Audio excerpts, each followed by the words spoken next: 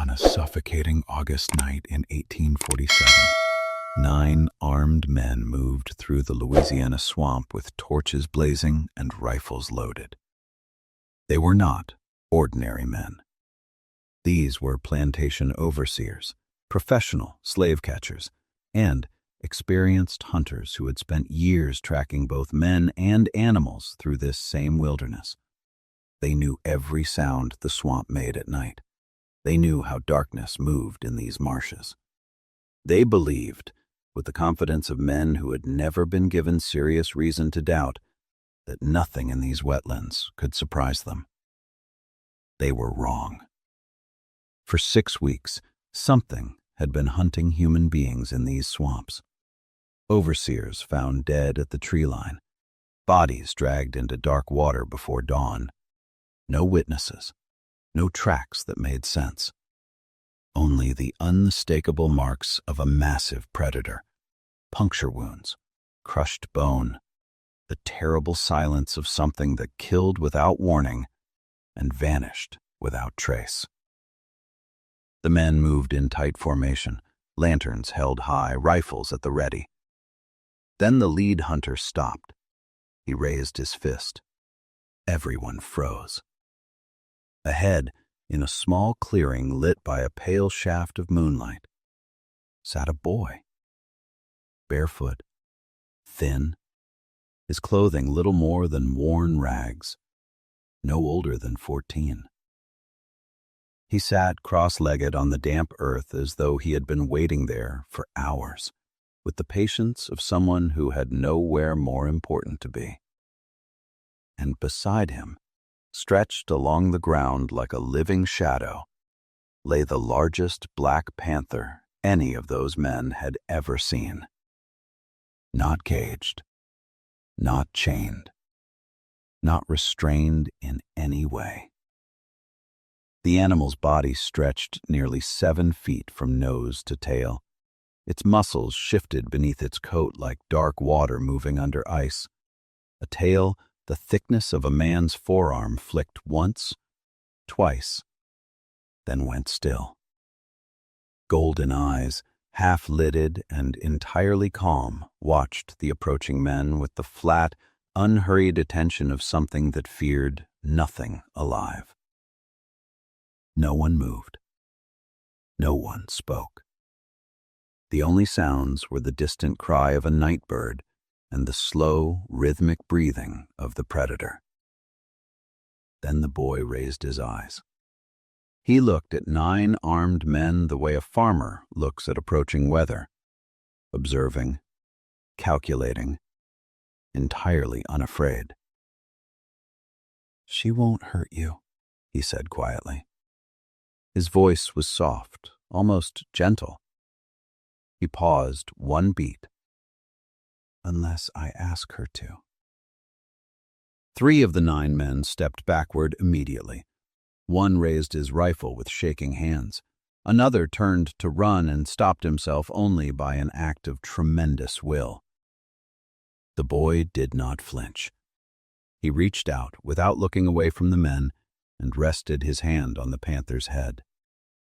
His fingers moved in slow, deliberate circles across the dark fur, the same way a man calms a horse before a storm. The panther closed its eyes. In that moment, every man in that search party understood something that would stay with them for the rest of their lives. The animal was not simply tame. It was obedient. What they did not yet understand, what would not be understood for months and then years and then decades, was the full weight of what they were looking at. They were looking at the result of 3 years of patient, secret, extraordinary work. They were looking at a weapon that had already killed 2 overseers and was preparing to kill more. They were looking at a boy who had turned the most feared predator in Louisiana into something even more dangerous than nature had ever intended. 14 men would die because of him. 14 powerful men, plantation owners, overseers, slave catchers, men whose names were known and feared across entire parishes, men who believed themselves untouchable. And 63 enslaved men, women, and children would walk free because of him. But on this particular night, the search party did not know any of that. They only knew that a barefoot boy was sitting in the Louisiana swamp beside a 7-foot panther, looking at them as though he had nothing whatsoever to fear. And they were absolutely right. He did not. This is the story of Elijah, and it is a story that history tried very hard to forget. To understand Elijah, you must first understand the world that built him. Louisiana in the mid-19th century was not simply a place. It was a system, an architecture of power so total, so deeply embedded in law and culture and the fabric of daily life that most people on both sides of it could not imagine the world organized any other way. The plantation economy of the American South had grown into one of the most profitable agricultural enterprises in the history of the world. Sugar and cotton flowed north and east in quantities that built fortunes and financed cities. Plantation owners constructed grand houses with wide porches and ordered furniture from France. Their children studied Latin. Their wives wore silk imported from Europe. Beneath all of this, invisible in the accounts of most historians who would later write about the era, was the foundation upon which every dollar of that prosperity rested: enslaved human beings. By 1847, Louisiana alone held more than 200,000 people in bondage. They worked from before sunrise until long after dark in fields that stretched beyond the eye's reach. They planted and harvested in heat that would fell an ox. They cooked the food, raised the children, built the buildings, repaired the roads, and generated every cent of value the plantation system produced. In return, they received nothing but the minimum required to keep them working. The law governing their lives was not ambiguous. It was precise, detailed, and completely ruthless. Enslaved people were legally classified as property, the same category as horses, tools, and timber.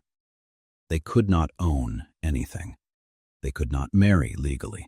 They could not testify in court against a white person. They could not learn to read. They could not move from one location to another without written permission from the man who owned them. Any resistance, any act of defiance, however small, was met with violence calibrated to ensure it would not happen again. The whip was the most common instrument, but overseers were also authorized to use chains, isolation, starvation, and worse as tools of discipline. The law did not prohibit any of it. In fact, the law protected the men who did it, on the grounds that a man had the absolute right to manage his property as he saw fit. This was the world Elijah was born into on an October morning in 1833. The Beaumont plantation sat on 1,400 acres of mixed terrain in the southern Louisiana lowlands, open cotton fields, dense forest, and the sprawling wetlands the locals simply called the swamp. It was owned by Jean-Paul Beaumont, a man who had inherited the land from his father and expanded it aggressively over 2 decades. He was not theatrical in his cruelty.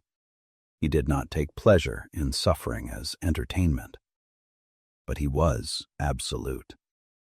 He managed 300 human beings the way he managed his horses and his equipment, with cold efficiency, with attention only to productivity, with the serene certainty of someone who has never once been forced to question his most fundamental assumptions. Among those 300 was a woman named Miriam. And in October of 1833, Miriam gave birth to a son. She named him Elijah. Within 48 hours, the birth had been entered into Beaumont's property ledger.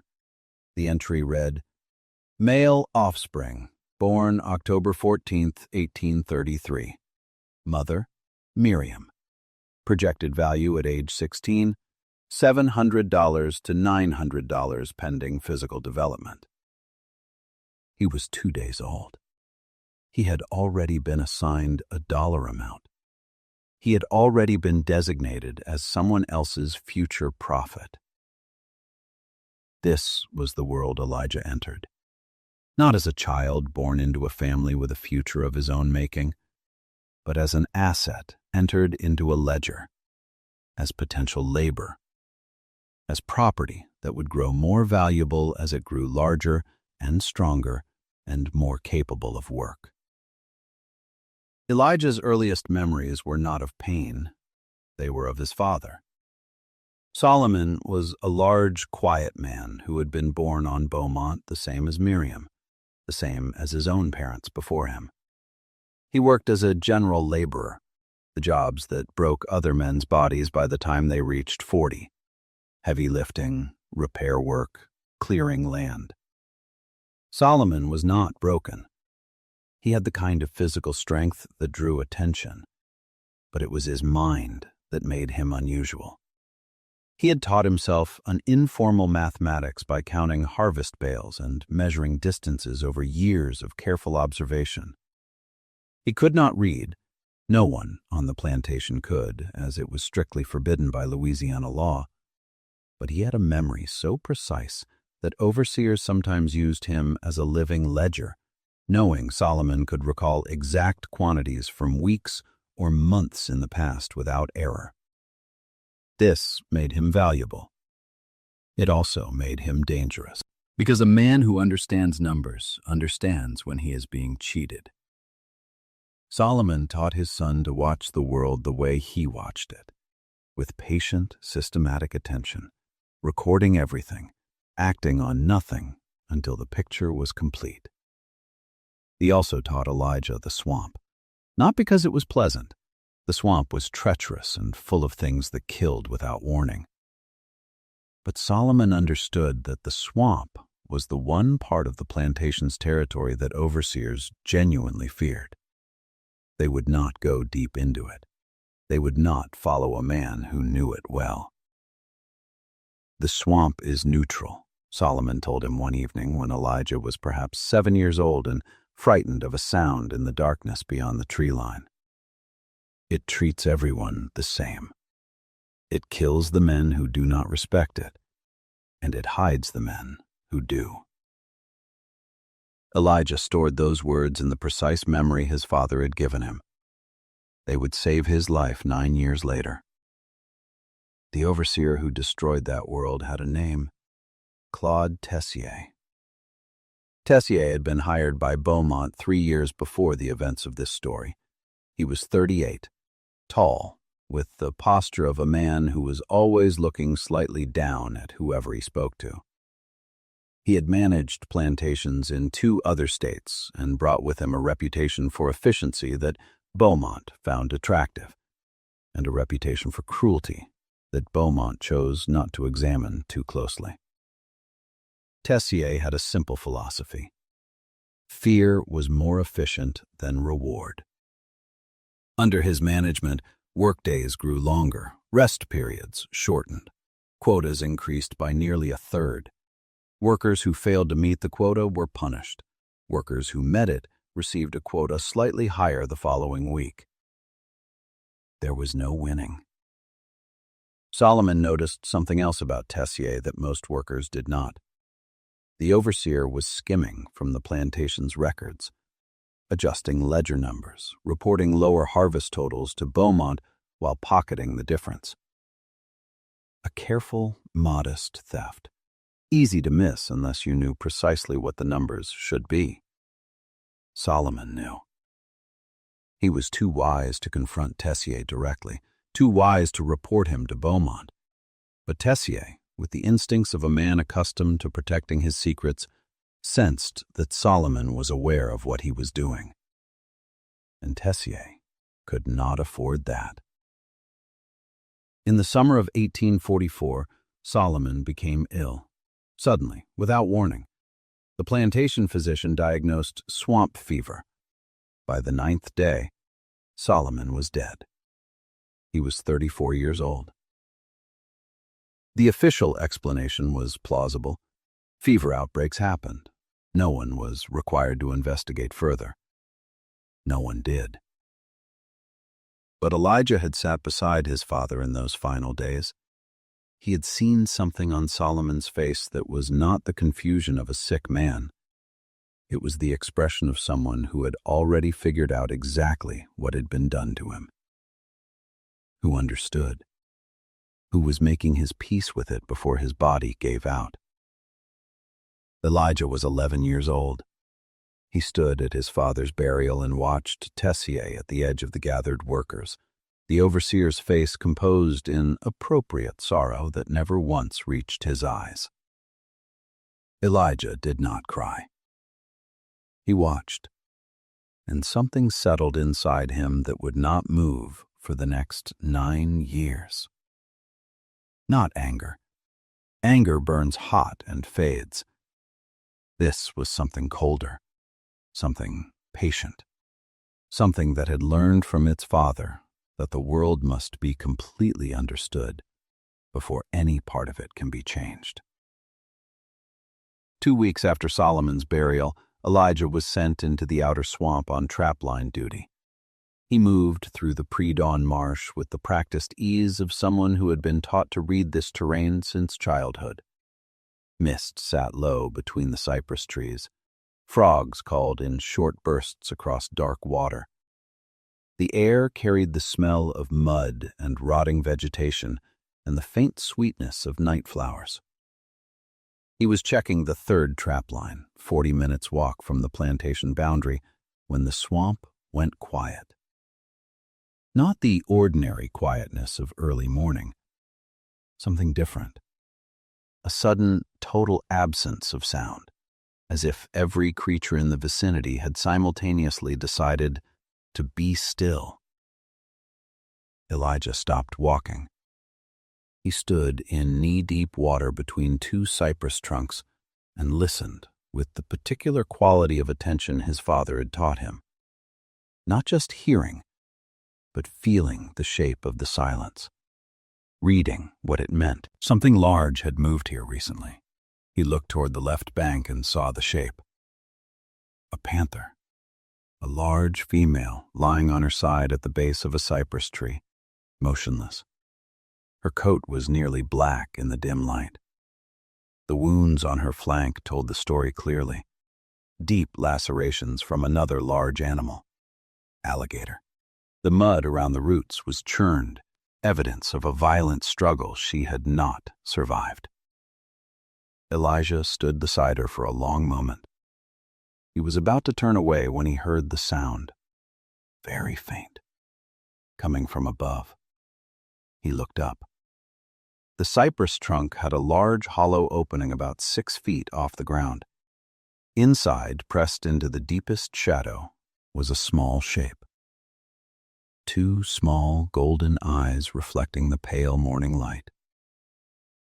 A panther cub, perhaps 5 or 6 weeks old, its ribs visible through thin fur, its movements the exhausted shifting of an animal near the limit of its strength. Without its mother, it would not survive another day. Elijah knew this.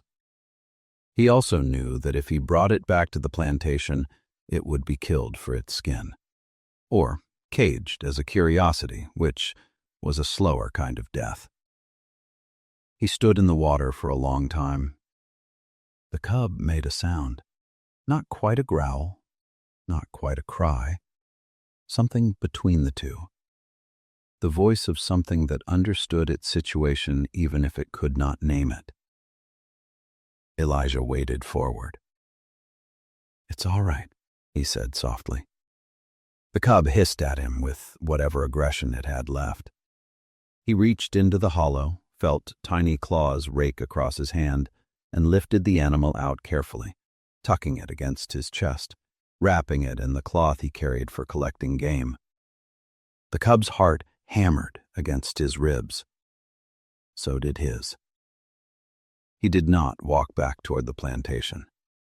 He turned deeper into the swamp toward a place he had discovered months earlier on a long trapline run. A small, raised island of dry ground hidden in the middle of a wetland section that no overseer had ever bothered to explore. Getting there required wading 2 channels and crossing ground that looked solid but needed specific knowledge to navigate safely. No one else knew that place. It was his. He named the cub Shadow, because that was what she looked like in the dim swamp light.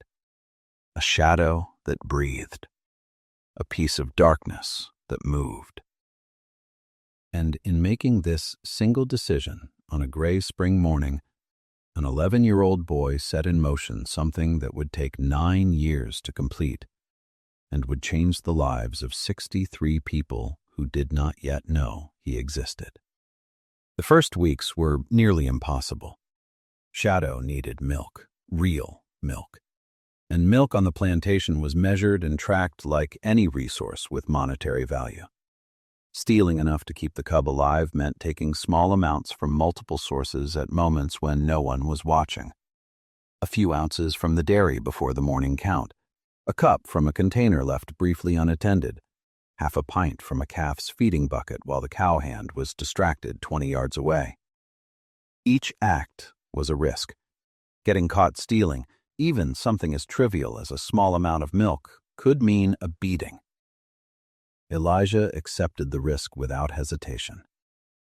Every morning before the field bell, he slipped away in the darkness, moved through the swamp along paths memorized to the point where he could walk them without light, reached the island in time to feed the cub, and returned to the plantation before anyone noticed his absence. Shadow survived. Week by week, the soft, unfocused creature from the hollow tree became something firmer and more defined. Her eyes sharpened. Her movements grew deliberate. The exhausted twitching of infancy gave way to the first signs of extraordinary physical capability. By the end of the first year, she weighed perhaps 60 pounds and was hunting small prey independently. Rabbits and muskrats caught with an efficiency that improved steadily as she practiced. Elijah spoke to her constantly, not because he imagined she understood every word, but because he discovered through observation that the sound of his voice was the first thing she associated with safety. When he spoke, her posture relaxed. When he was silent, she remained more alert and unpredictable. His voice became a command before it ever carried specific commands. He built a vocabulary between them over months of patient repetition. A short, sharp whistle meant, "Come." A flat-handed gesture meant, "Stop." A low, prolonged sound at the back of his throat meant, "Stay still and wait." A pointing gesture held for 3 seconds meant, "Watch that." And one command he built slowly and deliberately, like a craftsman working toward a tool whose purpose would only become clear at the moment it was finally needed. A single word, spoken quietly, with a particular quality of attention behind it. Hunt.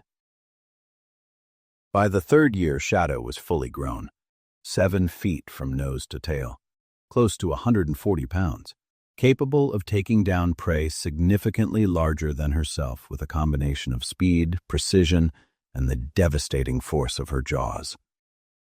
And she responded to Elijah's voice and gestures with the calm, alert reliability of an animal that had been shaped from infancy by a single human presence. Elijah was 14 years old. He sat beside Shadow in the long evenings when the work was done and watched the plantation settle into its uneasy nighttime rhythms and thought about his father, about the look on Solomon's face in those final days, about his mother, Miriam, whose back bent further each season, whose hands were so damaged by field work she sometimes could not fully open them in the mornings. About 300 men and women who woke every day into lives that were not their own and would never be their own until the system that owned them was broken. And he began to think, with the cold patience of someone who had been taught to observe before acting, about what breaking it might actually require. In August of 1847, a traveling photographer named Henri Mercier arrived at Beaumont Plantation, hired to photograph the main house and grounds. On his third morning, something drew him away from the cleared land and into the swamp margins. He would later write in his private diary that he could not explain what compelled him. There was a quality of light that morning, gray, thick, strangely luminous, that made the landscape beyond the tree line look like nothing he had ever photographed. He went in. 20 minutes later, he entered a small clearing and stopped completely. A boy sat near the center, cross-legged, barefoot, his dark eyes observing the photographer's approach with an expression Mercier would describe as unsettlingly composed, the calmness of a person who has already accepted the worst and found it manageable. But it was not the boy who froze Mercier in place. It was the animal. The panther lay across the grass, enormous and perfectly still.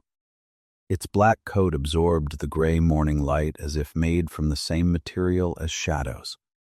Its golden eyes tracked the photographer with the flat, evaluating attention of a predator, calculating distance and deciding whether to act. Mercier could not move. He was aware, with the absolute clarity that fear produces, that the animal could reach him in less than 2 seconds. Then he noticed the boy's hand, resting on the panther's head, moving in slow, gentle circles, and the animal leaning into it slightly, the way a cat leans into a hand it trusts. "Does that animal belong to you?" Mercier managed. The boy considered the question with unhurried thoughtfulness. "No," he said quietly, "but it listens to me." They spoke for an hour. Mercier learned the boy's name was Elijah, that he had raised the panther from a cub that no one on the plantation knew. What he did not learn was the rest of it. But something in that encounter sharpened something in Elijah's mind that had been forming slowly for 3 years. Mercier was a capable, experienced adult. He had traveled the American South for 4 years. He had encountered difficult situations. And the sight of a 14-year-old boy calmly resting his hand on a 7-foot panther had produced in him a fear so total, so physical, so completely beyond rational control that he could not speak for the first 30 seconds. Elijah watched that fear move through the photographer's body and understood something with sudden, crystalline clarity. Fear, properly deployed, was more powerful than any law, more powerful than any overseer's authority, more powerful than the entire architecture of rules and violence and social order that kept 300 people in bondage on this plantation. Because the real substance of the slave master's power was not the whip, and not the law, and not the rifles. Those were instruments. The actual power was certainty, the absolute, unquestioned certainty that resistance was impossible, that obedience was the only viable option, that the system was permanent and unbreakable. Break the certainty, and the whole structure trembles. The camera shutter clicked. Mercier packed his equipment and left the clearing quickly, glancing back twice. Elijah remained seated, one hand resting on Shadow's head, and watched the man go. Then he turned and looked at the panther. "It's time," he said quietly. The choice of Claude Tessier as the first target was not made in anger. Elijah was past anger. The choice was strategic. Tessier was not simply the man responsible for Solomon's death. He was the most visible and most feared instrument of control on the entire plantation. The primary mechanism keeping 300 people in line through the constant threat of unpredictable violence. Remove Tessier, and something would crack. Not freedom. One overseer's death would not produce freedom. Beaumont would hire another. But fear travels in more than one direction, and a crack was where everything begins. For 6 weeks, Elijah prepared. He gathered an item carrying Tessier's scent and presented it to Shadow repeatedly during sessions of high arousal, pairing the scent with the hunt command over and over until the association formed with the reliability he needed. He memorized Tessier's evening routines with the precision his father had brought to counting harvest bales. The overseer walked the plantation's outer boundary 3 or 4 times per week in the hour before complete darkness, carrying a lantern, moving with the careless swagger of a man who had never once been given reason to look over his shoulder. Elijah chose a Tuesday evening in August when heavy overcast blocked the moon entirely. He and Shadow moved into position in the last light of the afternoon. Elijah took cover in heavy vegetation 40 yards from the path. Shadow climbed silently into a cypress branch overhanging the walkway at the exact point he had identified. They waited 2 hours. Then, lantern light appeared at the bend of the path.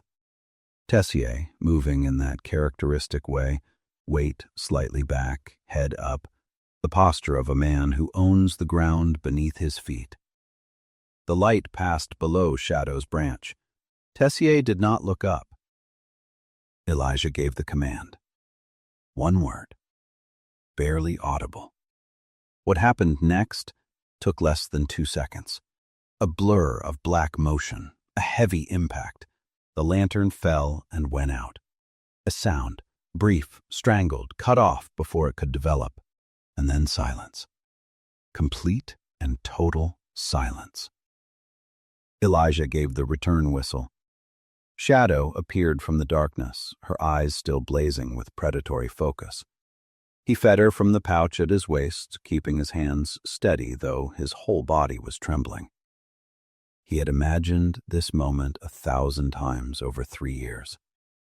The reality was different from the imagination. Heavier, more final.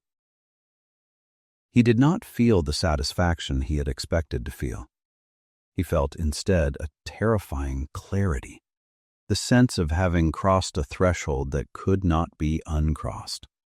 A door, once opened, with no closing again. "It's done," he whispered. 2 days later, what remained of Claude Tessier was found at the swamp's edge. The plantation physician declared it a panther attack. The investigation was brief. The conclusion satisfied everyone in authority.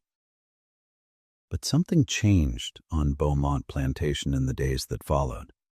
Not in the visible operations, in the invisible current beneath them. The enslaved workers felt it immediately. Not joy. That would have been too dangerous a thing to feel openly. Something more careful and more lasting than joy. The discovery that the system surrounding them had a vulnerability. That the men who enforced it were not, after all, invincible. That fear, which had for so long been a weapon used exclusively against them, could travel in more than one direction. Elijah felt that change move through the community and understood it immediately. He filed it away and began planning the second strike. Over the following 3 years, 6 more men died in the Beaumont swamps, each one chosen with the same cold, strategic logic. An overseer known for particular brutality, a professional slave catcher whose record for recapturing escaped workers had been suppressing escape attempts across 3 counties because the possibility of escape, the whispered knowledge that some people had done it and gotten away, was a crucial part of the psychology of survival for every enslaved person in the region. Remove the possibility and something essential dies. A plantation owner whose documented practice of separating families during sales was infamous even by the brutal standards of the era. Men whose removal weakened specific mechanisms of control. Men whose deaths sent specific messages that the people who received them could feel without ever being able to read them openly. Each death followed the same pattern. Powerful man, alone, near the swamp's edge. Injuries consistent with a large predator.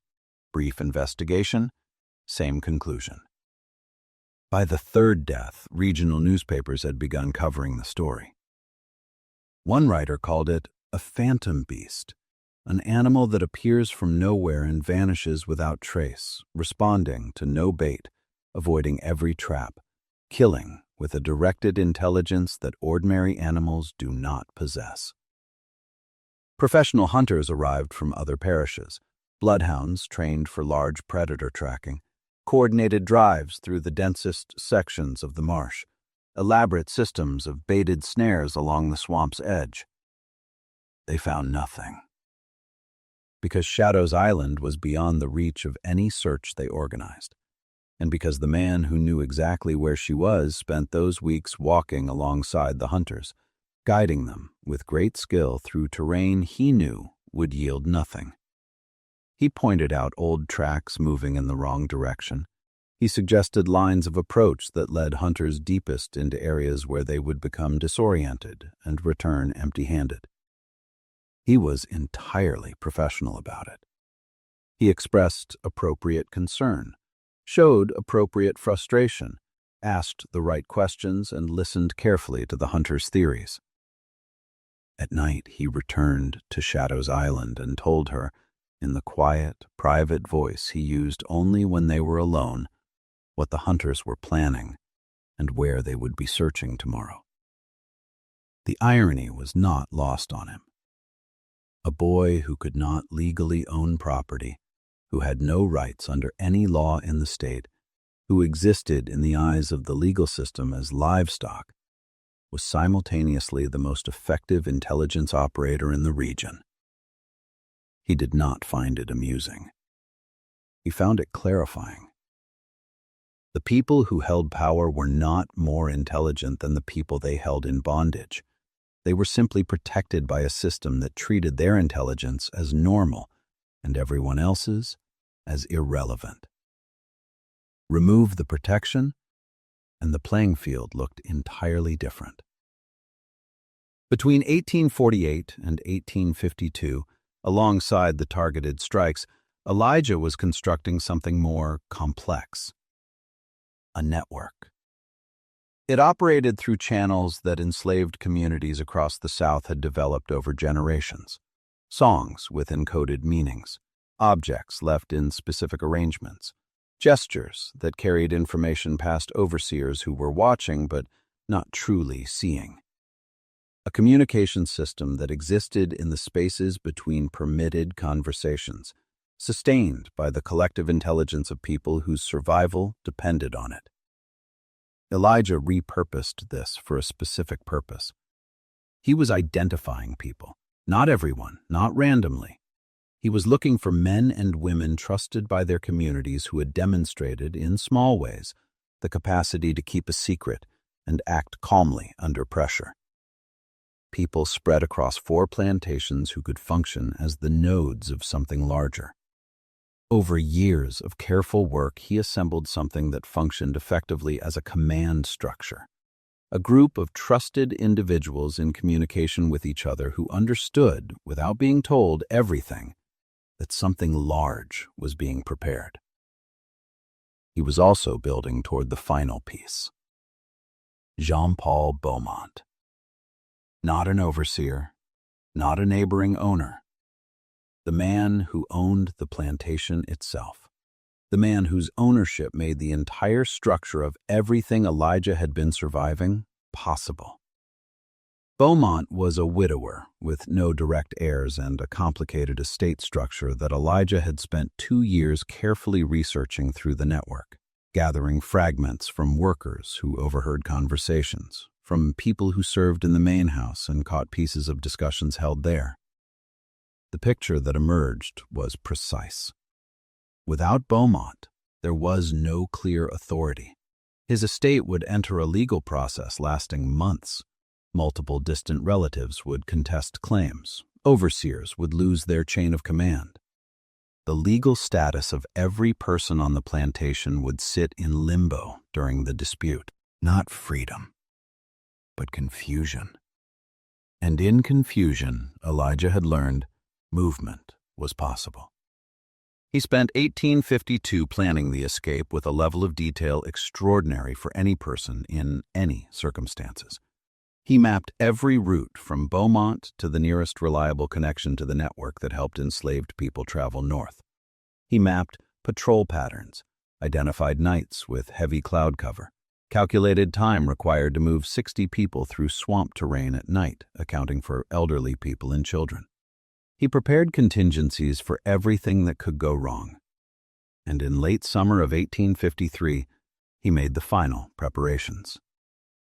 The night of September 3, 1853, arrived with a gift. Thick storm clouds filled the Louisiana sky before sunset, blocking the moon entirely.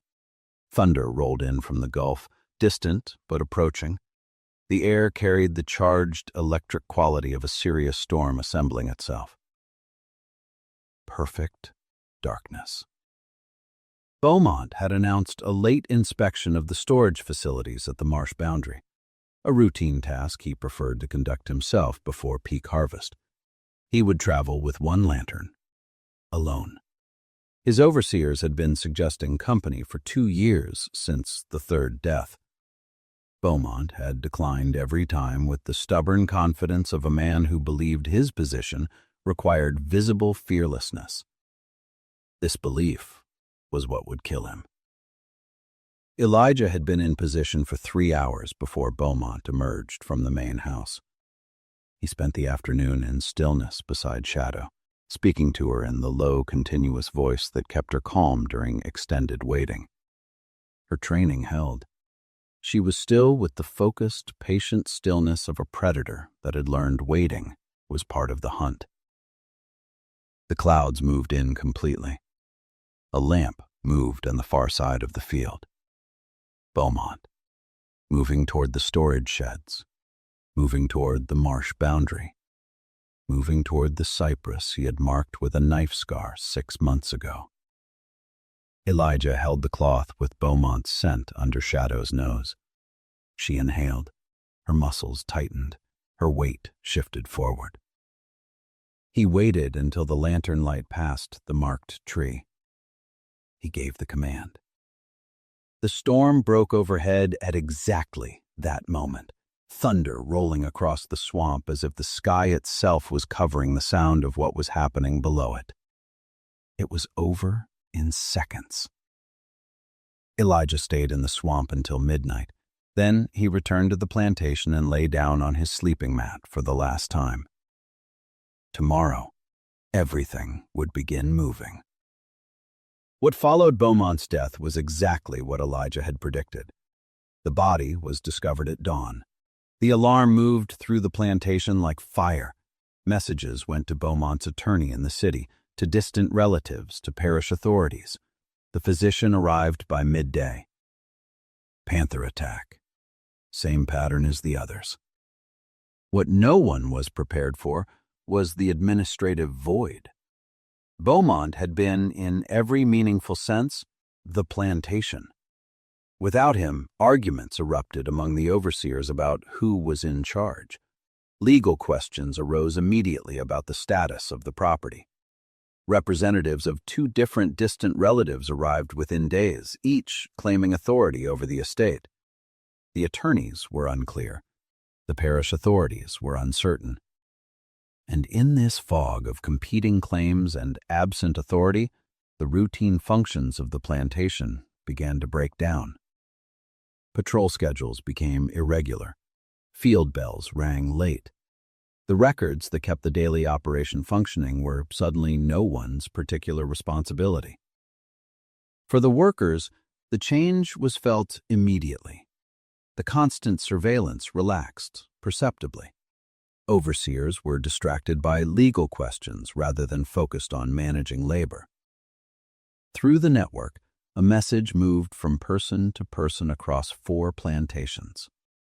Not words, a specific sequence of signals, passed from one trusted person to the next. It meant, be ready.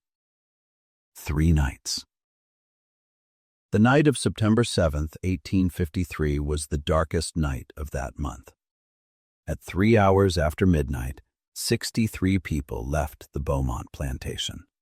Not together, in ones and twos and small family units, departing from different points along the boundary, moving on different paths, all converging on a single point deep in the swamp. Each departure timed to fall inside a window in the patrol schedule that Elijah's network had mapped to the minute over months of careful observation. Some people almost did not come. Fear is the deepest gravity there is.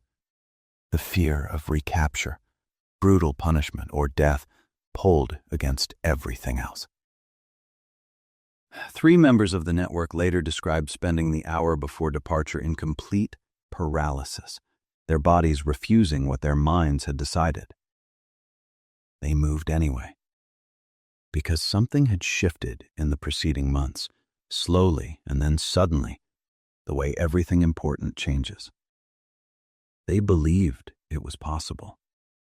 The Phantom Panther had made them believe it, not through any direct revelation of Elijah's role, but through the cumulative weight of years of evidence that the system was not invincible, that the powerful could be afraid, that the swamp itself was not simply a danger, but a potential ally. Elijah guided the main group himself. They moved through water up to their waists in several places. Children were carried on the shoulders of adults.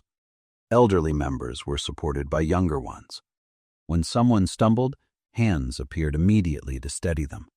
63 people moving through the dark Louisiana swamp in absolute silence, trying not to show a light, trying to keep moving forward when every instinct said stop. 3 hours in, they heard dogs in the distance. Elijah raised his hand. Everyone froze. The dogs were to the east, moving south, away from them. The storm had washed the trail clean. After 5 minutes, the sound faded. They moved on. At the 12-hour mark, they reached the island. Shadow was there. She emerged from the undergrowth at Elijah's whistle, and most of the 63 experienced a moment of near total panic at the sight of the enormous black animal stepping calmly into the clearing. Mothers pressed children against them. Men who had been brave all night felt their courage buckle. Elijah raised his hand and waited until the fear crested and began to subside. Then, for the first time, to more than 3 people simultaneously, he told them the truth.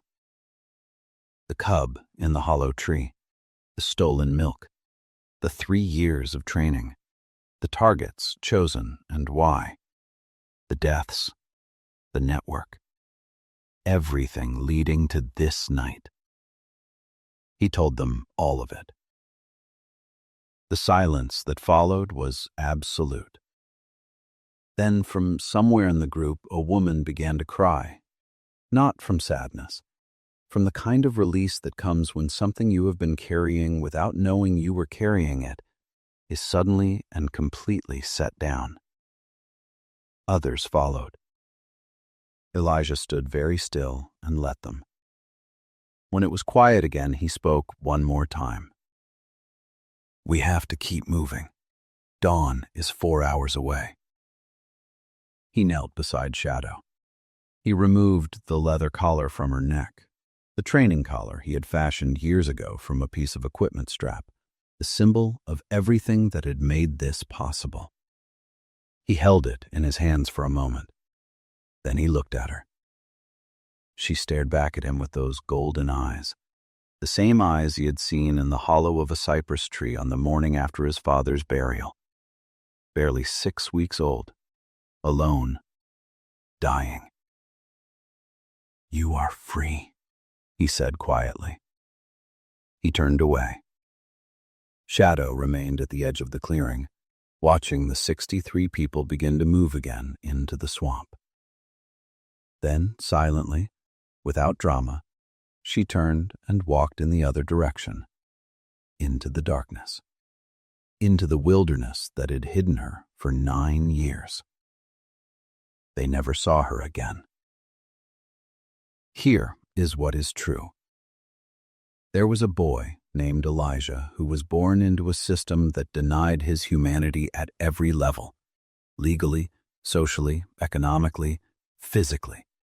A system that took his father from him with poison and a forged record of fever, that bent his mother's back and scarred her hands, that required 300 people to give their entire lives to the enrichment of men who believed this arrangement was natural and just and ordained by God himself.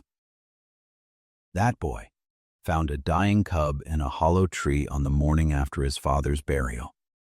He raised it in secret, at personal risk over 3 years. He trained it with a patience and precision that would have been extraordinary in any human being under any circumstances, and was extraordinary beyond description in an 11-year-old who was simultaneously carrying the full burden of his enslaved labor without arousing a single moment of suspicion. He used what he built to dismantle, piece by piece, the specific instruments of fear and control that held his community in bondage. He organized 63 people to escape. He led them through the swamp in the dark. He freed them. And then he knelt beside his partner and removed her collar and said, "You are free." He meant it, not because it was strategically necessary, but because the whole project had always been about freedom. Not just the freedom of the 63, but the principle that was the exact opposite of everything that had been done to him and to everyone he loved. Some people who hear this story want to debate the ethics of what Elijah did. They want to apply the standards of one world to the actions taken inside another, as if the context of total bondage, of complete legal nullity, of a system that protected the violent and criminalized the victim were simply a footnote rather than the entire substance of the situation. Elijah himself addressed this in his conversation with Thomas Greer in 1859. He said, "I did not choose this. I was not given choices. I was given a system that owned me and a swamp that did not. I used what I had." He paused. Then, every man who died in those marshes had used that same system to hurt people who had no recourse. I gave them recourse. Another pause. I would do it again. This is the story that history tried to swallow. Not because it contains violence. History is full of violence and celebrates much of it. The books are filled with conquerors and generals who killed thousands in the service of empire and are remembered as heroes, their portraits hung in the halls of institutions built with money earned by the people Elijah freed. This story was swallowed because of what it means. It means that a boy with nothing, no legal rights, no weapons, no money, no position, no access to any instrument of power, with nothing except intelligence, patience, grief, and an animal he had raised from infancy, built something that an entire plantation system with all its resources and all its violence and all its legal backing could not find, could not stop, and could not explain. It means the people who were enslaved were never passive recipients of their own bondage. They were thinking, planning, resisting, at every level and in every way available to them, always, without rest, despite consequences that were almost incomprehensible. They were always the most dangerous people in the room, and the system knew it. That is precisely why the system required so much violence to sustain itself. You do not need to break legs to prevent running if running is not constantly being attempted. The violence was the system's acknowledgement of the intelligence and will of the people it was trying to contain. Elijah proved this. With 9 years of work that stands as one of the most extraordinary individual acts of resistance in the entire history of American slavery. He was not the only one. He was one of thousands, most of them unnamed, most of them unremembered, most of their stories swallowed by a history that was written by the people they were resisting. But his story survived. In fragments, in whispers, in the oral traditions of communities who passed it down knowing it mattered, even when they could not explain exactly why, even when the details had blurred over generations into something more like legend than history. It survived because it is true. Not in every particular detail, but in the thing that stories carry when they survive long enough. The truth about what people are capable of when everything is taken from them except their intelligence and their will. Elijah, a boy in a swamp, a panther in the dark, 14 men who believed themselves untouchable, 63 people who walked into freedom through the darkness. And somewhere in the Louisiana wetlands, in territory that is still largely wild, still largely uncharted, still largely itself despite everything that has happened around and within it, the swamp remembers. It always does. Follow this channel for more stories that history buried and time cannot keep hidden. Because the record matters. The names matter. And the people who refused to disappear deserve to be remembered.